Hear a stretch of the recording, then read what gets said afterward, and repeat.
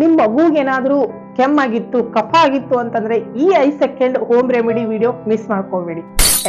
ನಿಮ್ ಮನೆಯಲ್ಲೇ ಸಿಗುವಂತ ಶುಂಠಿ ತಗೊಳ್ಳಿ. ಆ ಶುಂಠಿನ ಚೆನ್ನಾಗಿ ಗ್ರೇಟ್ ಮಾಡ್ಕೊಳ್ಳಿ. ಅಂದ್ರೆ ಈ ಕೊಬ್ಬರಿ ಎಲ್ಲ ತುರಿತೀವಲ್ಲ, ಅದ್ರ ಮೇಲೆ ತುರ್ಕೊಂಡು ಆ ತುರಿದಂತ ಶುಂಠಿಯಿಂದ ರಸ ಹಿಂಡ್ಕೊಳ್ಳಿ.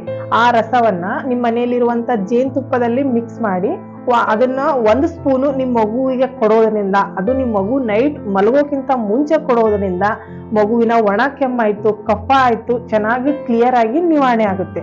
ಸೊ ಈ ರೆಮಿಡಿ ನಿಮ್ ಮಗು ಏನಾದ್ರು 6 ತಿಂಗಳು ಮೇಲ್ಪಟ್ಟಿತ್ತು ಅಂತಂದ್ರೆ ಕೊಡ್ತಾ ಬನ್ನಿ. ಇದನ್ನ ದಿನದಲ್ಲಿ ಯಾವ ಟೈಮ್ ಬೇಕಾದ್ರೂ ಕೊಡ್ಬೋದು, ಆದ್ರೆ ನೈಟ್ ಮಲಗೋಕ್ಕಿಂತ ಮುಂಚೆ ಕೊಟ್ರೆ ಒಂದು ಒಳ್ಳೆ ರಿಸಲ್ಟ್ಸ್ ಕೊಡುತ್ತೆ. ನಿಮ್ ಮಗು ರಾತ್ರಿ ಚೆನ್ನಾಗಿ ನಿದ್ದೆ ಮಾಡುತ್ತೆ.